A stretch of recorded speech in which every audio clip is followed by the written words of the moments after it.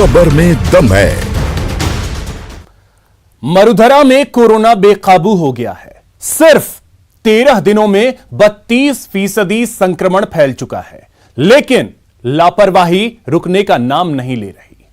राजस्थान में कोरोना की तीसरी लहर कहर बनकर टूटने लगी है। क्या आम और क्या खास, सभी खतरनाक संक्रमण की बेकाबू रफ्तार की रडार पर है। न नेताजी मान रहे हैं, न पब्लिक समझने को तैयार है। राजस्थान में बेकाबू कोरोना की रफ्तार।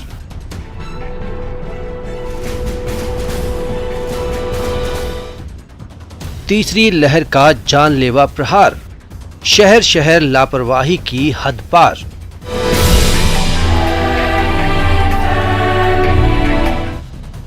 न नेता फॉलो करें प्रोटोकॉल, न पब्लिक समझने को तैयार। 1, 2, 3, 4, 5, 6।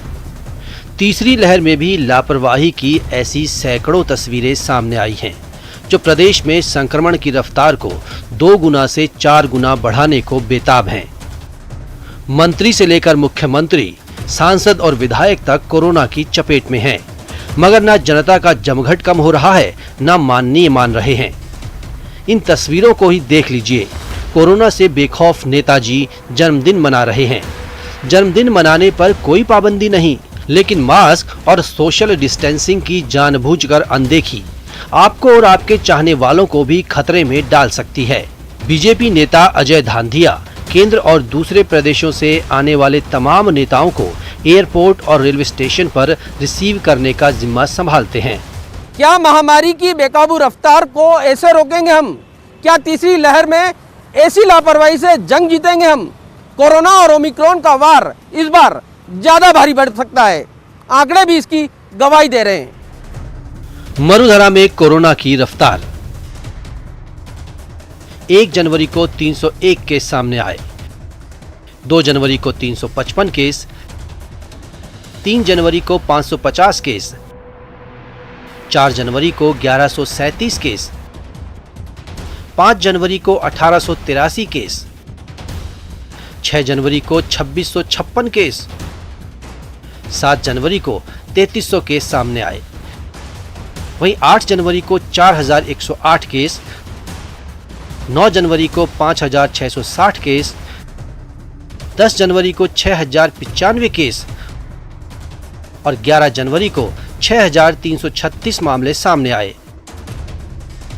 वहीं 12 जनवरी को 9488 केस और 13 जनवरी को 9881 केस सामने आए हैं। कोरोना के जनवरी के आंकड़े देखें तो पिछले 13 दिनों में ही संक्रमण 32 गुना बढ़ चुका है। प्रदेश में 1 जनवरी को 301 पॉजिटिव केस मिले थे, जो 13 जनवरी तक बढ़कर 9881 तक पहुंच गए, जबकि रोजाना हो रही मौतों में भी इजाफा होने लगा है। जयपुर और जोधपुर में हालात सबसे ज्यादा खराब हैं। प्रदेश के 33 जिलों में से 4 जिले ऐसे हैं जो रेड जोन में आ रहे हैं। यहाँ संक्रमण की औसत साप्ताहिक दर 10% से ज्यादा है। सबसे ज्यादा एक्टिव केस वाले जिले जोधपुर, जयपुर, अलवर, अजमेर, भरतपुर, उदयपुर, कोटा, बीकानेर। कोरोना केस बढ़ने के साथ ही रिकवरी रेट का ग्राफ गिरने लगा है। 1 जनवरी को राज्य में एक्टिव केसों की संख्या 1247 थी, जो करीब 25 गुना तक बढ़ गई है। हालांकि राहत की बात यह है कि इनमें से 2% मरीज भी अस्पतालों में भर्ती नहीं है। मरुधरा में कोरोना संक्रमण की चेन तोड़ने के लिए हर तरह की कोशिश की जा रही है। संक्रमण की चपेट में आने के बावजूद मुख्यमंत्री खुद कोर ग्रुप के साथ राज्य के हालात पर नजर बनाए हुए हैं और प्रदेशवासियों से वैक्सीन लगवाने के साथ साथ गाइडलाइंस का सख्ती से पालन करने की लगातार अपील कर रहे हैं। राजस्थान में कोरोना की पहली लहर में 4 विधायक, 1 पूर्व सांसद और 3 पूर्व मंत्रियों के साथ हजारों लोगों को खोया है। लिहाजा तीसरी लहर के खतरे को समझिए और लापरवाही से बाज आइए। कहीं ऐसा न हो कि मास्क और सोशल डिस्टेंसिंग की अनदेखी संक्रमण का बड़ा संकट खड़ा कर दे। कैमरा पर्सन दिलीप चेची के साथ सौरभ गृहस्थी, न्यूज़ 18 राजस्थान, जयपुर। चुनाव 5 राज्यों में हो रहे हैं और प्रतिष्ठा दांव पर मरुधरा के दिग्गज नेताओं की लगी है। 5 राज्यों में विधानसभा चुनाव की तारीखों का ऐलान होने के साथ ही सियासी सरगर्मियां बढ़ गई हैं। ये चुनाव भले ही राजस्थान में नहीं है, मगर इन राज्यों में कांग्रेस और बीजेपी ने प्रदेश के दिग्गज नेताओं पर दांव खेला है और इसी वजह से राजस्थान में भी सियासी पारा काफी गर्म है। 5 राज्यों में दिखेगा राजस्थान का रुतबा। पंजाब में मोर्चा संभालेंगे राजस्थान के चाणक्य। 2022 के महासंग्राम में राजस्थान का दम। विधानसभा चुनाव राजस्थान के भरोसे दांव। शंखनाद हो चुका है 5 राज्यों में चुनाव का। So on 7th March, all polling will be over and the date of counting is 10th March 2022, that is Thursday. सभी राजनीतिक पार्टियां जोर शोर से महासंग्राम में उतर चुकी हैं। चुनाव भले ही दूसरे राज्यों में हो रहे हों, लेकिन इन चुनावों में राजस्थान की भी बड़ी भूमिका रहने वाली है। चुनाव का काफी कुछ जिम्मा राजस्थान के नेताओं के हाथ में है। दरअसल उत्तर प्रदेश, पंजाब और उत्तराखंड जैसे बड़े राज्यों में चाहे कांग्रेस हो या फिर बीजेपी, दोनों ही दलों के आला कमान ने भरोसा राजस्थान के नेताओं पर ही जताया है। पंजाब में राजस्थान के पूर्व कैबिनेट मंत्री हरीश चौधरी प्रभारी के तौर पर जिम्मेदारी संभाल रहे हैं, तो बीजेपी की ओर से केंद्रीय मंत्री गजेंद्र सिंह शेखावत को पंजाब का प्रभारी बनाया गया है। यानी पंजाब में बीजेपी और कांग्रेस दोनों ही दलों की जिम्मेदारी राजस्थान के नेताओं के हाथों में है।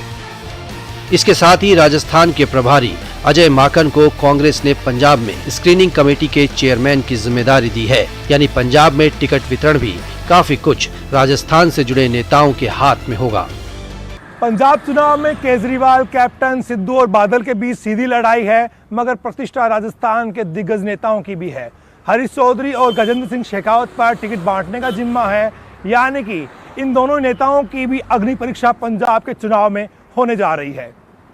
और अब बात उत्तर प्रदेश की, तो यहाँ भी चुनाव में राजस्थान के नेताओं का दम देखने को मिलेगा। राजस्थान के ही जुबेर खान और कांग्रेस के राष्ट्रीय सचिव धीरज गुर्जर लंबे समय से प्रियंका गांधी के साथ यूपी में सह प्रभारी के तौर पर काम कर रहे हैं। जाहिर है यूपी के महासंग्राम में इनकी भूमिका भी अहम रहने वाली है। वहीं उत्तर प्रदेश में करीब 72 सीटें ऐसी हैं जहां पर राजस्थान के नेताओं को जिम्मेदारी दी गई है। उत्तराखंड में चुनावों के दौरान भी राजस्थान के नेताओं की भूमिका अहम है। राष्ट्रीय सचिव कुलदीप इंदौरा को हाल ही में उत्तराखंड का सह प्रभारी नियुक्त किया गया है।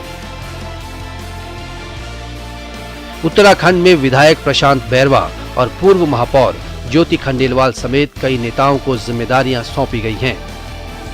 नो डाउट कई राज्यों में राजस्थान के नेता बीजेपी, कांग्रेस दोनों में काम कर रहे हैं। जहां पार्टियां ड्यूटी लगाती हैं और जाना पड़ता है, काम करना पड़ता है। और राजस्थान के तो पार्टियों के नेताओं में नो डाउट दम है। तो निश्चित रूप से राजस्थान के नेता और राजस्थान के कार्यकर्ता, सब जगह कांग्रेस के कार्यकर्ता नेता काम करेंगे और हम अच्छा रिजल्ट लेकर आएंगे। इस बार भी राजस्थान के लोगों को जो जो जिम्मेदारियां दी गई है वो जिम्मेदारियां परिपूर्ण करेंगे और जहां जहां राजस्थान के लोग हैं वहां वहां वो अपना कर्तव्य ठीक प्रकार से निभाएंगे और भारतीय जनता पार्टी के विजय में अपना योगदान देंगे। आने वाले दिनों में राजस्थान के कई और नेताओं को चुनाव में महत्वपूर्ण जिम्मेदारियां मिलेंगी।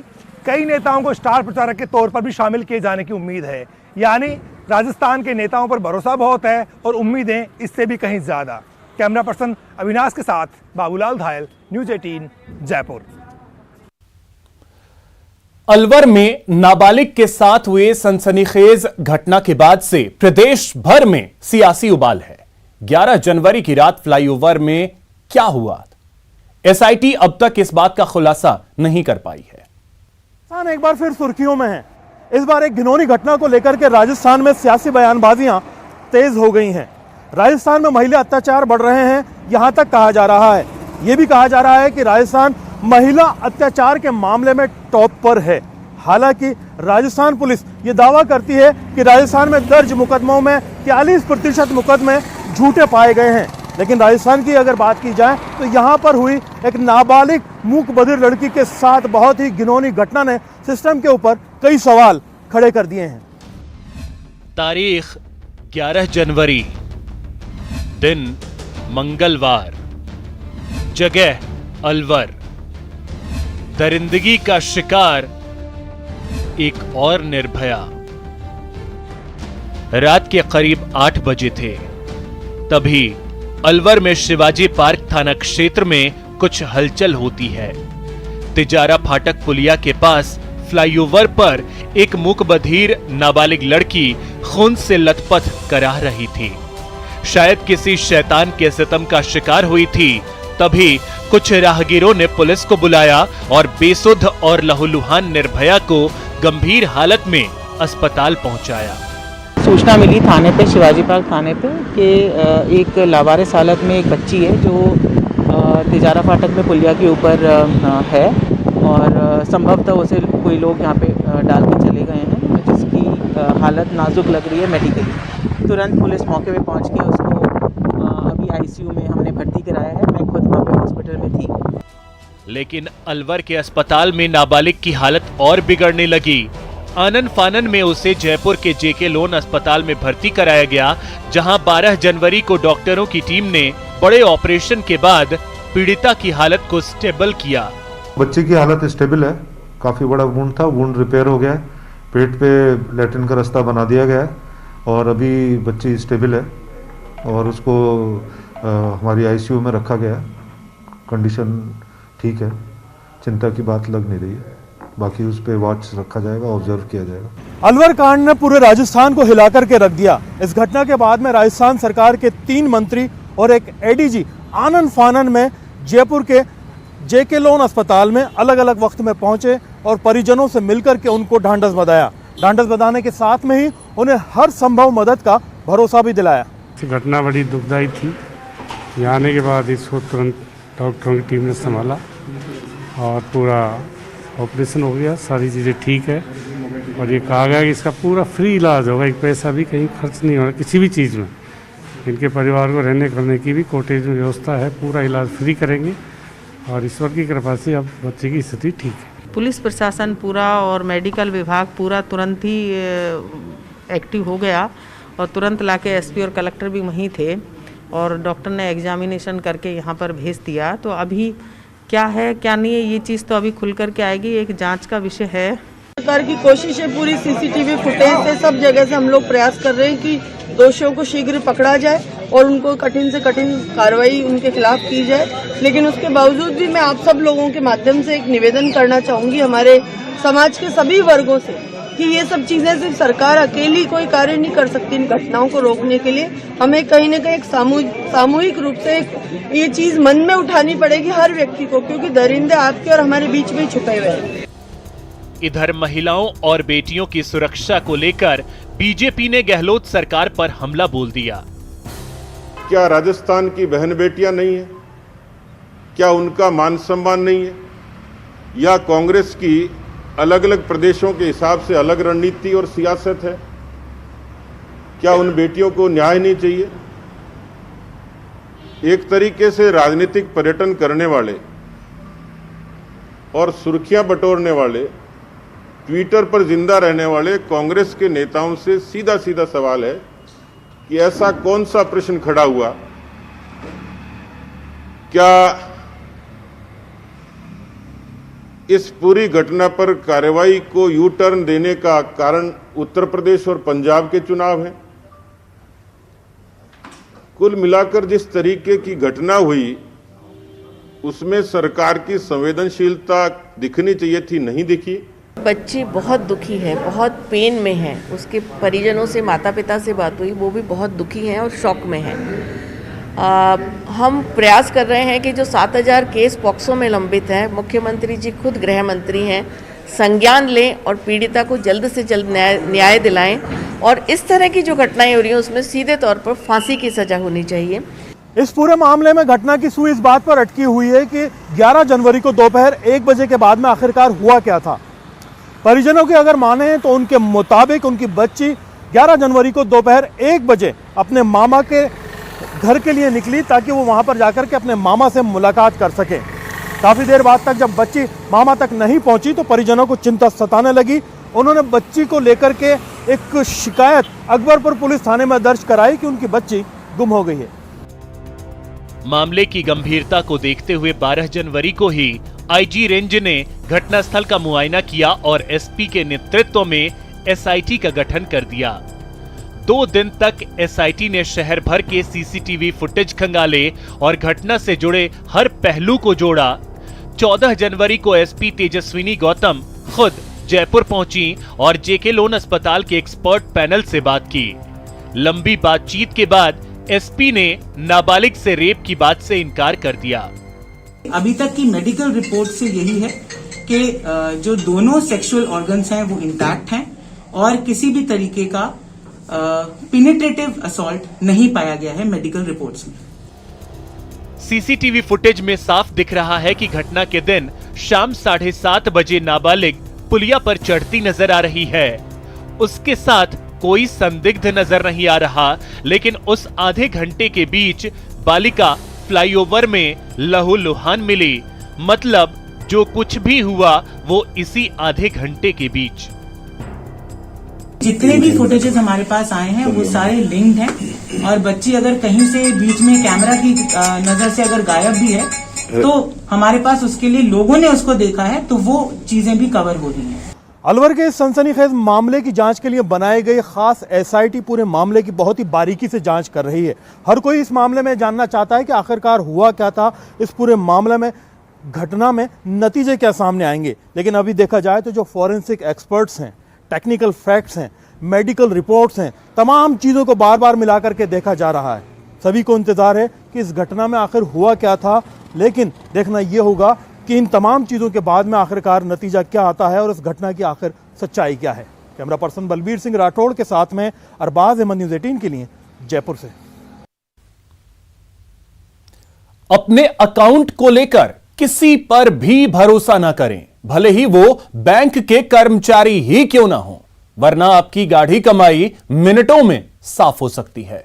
साइबर ठगों से बचेंगे तो ऐसे शातिर बैंक कर्मी लूट ले जाएंगे। आम आदमी अपनी गाढ़ी कमाई के पैसों को बैंक में सहेज कर रखता है ताकि बुरे दिनों में वह उनके काम आ सके, लेकिन जब बैंक में रखे पैसों में ही सेंधमारी हो सके तो बताइए फिर कहां जाया जाए। ऐसा ही एक मामला जोधपुर में सामने आया है, जहां बैंक की ही एक पूर्व कर्मचारी ने अपने शातिर दिमाग से लाखों का खेल रच दिया है। जोधपुर के निजी बैंक से सावधान, गाढ़ी कमाई मिनटों में हो सकती है साफ। पुलिस के हत्थे चढ़ा मास्टरमाइंड। पूर्व बैंक। अमेरिका के टेक्सास में एक आतंकी ने शनिवार को एक यहूदी धर्मस्थल